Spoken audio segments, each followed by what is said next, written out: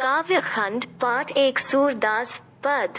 उधो तुम हो अति बड़भागी, अपरस रहत स्नेह तगाते नाहिन मन अनुरागी। पुरिनी पात रहत जल भीतर, तारस देह न दागी। ज्यो जल माह तेल की गागरी, बूंद न ताकौन लागी। प्रीति नदी में पाउन न बोर्यो, दृष्टि न रूप परागी। सूरदास अबला हम भोरी, गुड़ चाटी ज्यो न पागी। संदर्भ: यह पद्य हमारी पाठ्य पुस्तक के पद पाठ से लिया गया है। इसके कवि सूरदास हैं।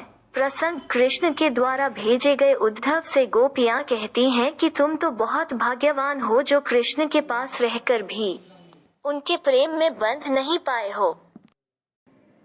अर्थ: गोपियां उद्धव से कहती हैं कि तुम तो बड़े भाग्यशाली हो जो कृष्ण के साथ रहकर भी उनके प्रेम बंधन में नहीं बंधे हो।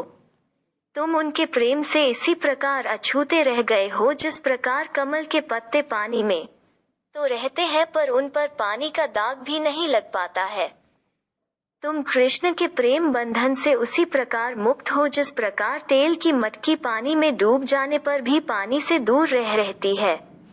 तुमने तो प्रेम की नदी में पैर भी नहीं डुबोया है।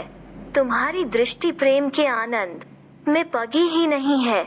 गोपियां कहती हैं कि हम तो भोली भाली अबला नारी हैं, इसीलिए गुड़ से चिपक जाने वाली चींटियों की तरह श्री कृष्ण के प्रेम में लिप्त हो गई हैं। मन की मन ही मांझ रही, कहिए जाई कौन पै ऊधो, नाही परत कही। अवधि आधार आसावन की, तन मन बिथा सही। अबिन जोग सदेसनी सुनी सुनी, बिरहिनी बिरा दही। चाहती होती गुहारी जित ही थे, उतरे धार बही। सूरदास अब धीर धर ही क्यों, मर्यादा न लही। संदर्भ: यह पद्य हमारी पाठ्य पुस्तक के पद पाठ से लिया गया है।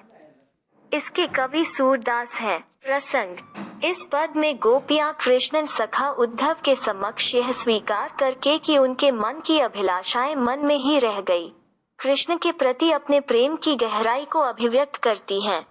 इस छंद में गोपियां अपने मन की व्यथा का वर्णन उद्धव से कर रही हैं। वे कहती हैं कि वे अपने मन का दर्द व्यक्त करना चाहती हैं लेकिन किसी के सामने कह नहीं पाती, बल्कि उसे मन में ही दबाने की कोशिश करती हैं। पहले तो कृष्ण के आने के इंतजार में उन्होंने अपना दर्द सहा था, लेकिन अब कृष्ण के स्थान पर जब उद्धव आए हैं तो वे तो अपने मन की व्यथा में किसी योगिनी की तरह जल रही हैं। वे तो जहां और जब चाहती हैं, कृष्ण के वियोग में उनकी आंखों से प्रबल अश्रुधारा बहने लगती है। गोपियां कहती हैं कि जब कृष्ण ने प्रेम की मर्यादा का पालन ही नहीं किया तो फिर गोपियों क्यों धीरज धरें। हमारे हरि हारिल की लकड़ी, मन क्रम बचन नंद नंदन उर, यह दृढ़ करी पकड़ी। जागत सोवत स्वप्न दिवस, निसी कान कान जकड़ी। सुनत जोग लागत है ऐसो, ज्योर करुई ककड़ी। सुतो व्याधि हम कौन ले आए, देखी सुनी न करी। यह तो सूर तिन्ही ले सौंपो, जिनके मन चक्री। संदर्भ: यह पद्य हमारी पाठ्य पुस्तक के पद पाठ से लिया गया है। इसके कवि सूरदास हैं। प्रसंग: इस पद में गोपियां कृष्ण के प्रति अपने एकनिष्ठ प्रेम की तुलना हारिल पक्षी के लकड़ी प्रेम से करते हुए उद्धव से अपने योग संदेश को वापस ले जाने को कहती हैं। गोपियां कहती हैं कि उनके लिए कृष्ण तो हारिल चिड़िया की लकड़ी के समान हो गए हैं। जैसे हारिल चिड़िया किसी लकड़ी को सदैव पकड़े ही रहता है, उसी तरह उन्होंने नंद के नंदन को अपने हृदय से लगाकर पकड़ा हुआ है।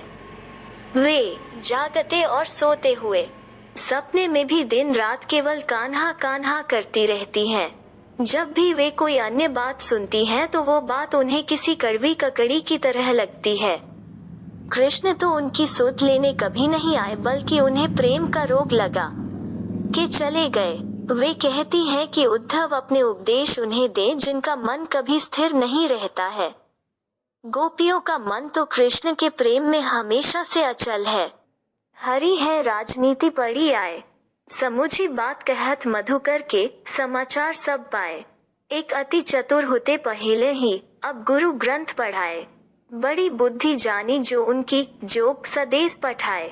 उधो भले लोग आगे के, पर है डोलत धाए। अब अपने मन फेर पाए हैं, चलत जू होते चुराए। ते के और अनीति करें आपुन, जे और अनीति छुड़ाए। राज धर्म तो यह है सूर, जो प्रजा न जाहि सताए। प्रसंग। इस पद में गोपियां उद्धव के माध्यम से श्री कृष्ण के योग संदेश को सुनकर भगवान श्री कृष्ण को राजनीतिज्ञ होने का उलाहना देते हुए अब उन पर और अन्याय न करके राजधर्म निभाने की सलाह दे रही हैं। अर्थ। गोपियां कहती हैं कि कृष्ण तो किसी राजनीतिज्ञ की तरह हो गए हैं। स्वयं न आकर उद्धव को भेज दिया है ताकि वहां बैठे बैठे ही गोपियों का सारा हाल जान जाएं। एक तो वे पहले से ही चतुर थे और अब तो लगता है कि गुरु ग्रंथ पढ़ लिया है। कृष्ण ने बहुत अधिक बुद्धि लगाकर गोपियों के लिए प्रेम का संदेश भेजा है। इससे गोपियों का मन और भी फिर गया है और वो डोलने लगा है। गोपियों को लगता है कि अब उन्हें कृष्ण से अपना मन फेर लेना चाहिए, क्योंकि कृष्ण अब उनसे मिलना ही नहीं चाहते हैं। गोपियां कहती हैं कि कृष्ण उन पर अन्याय कर रहे हैं, जबकि कृष्ण को तो राजधर्म पता होना चाहिए जो ये कहता है कि प्रजा को कभी भी सताना नहीं चाहिए।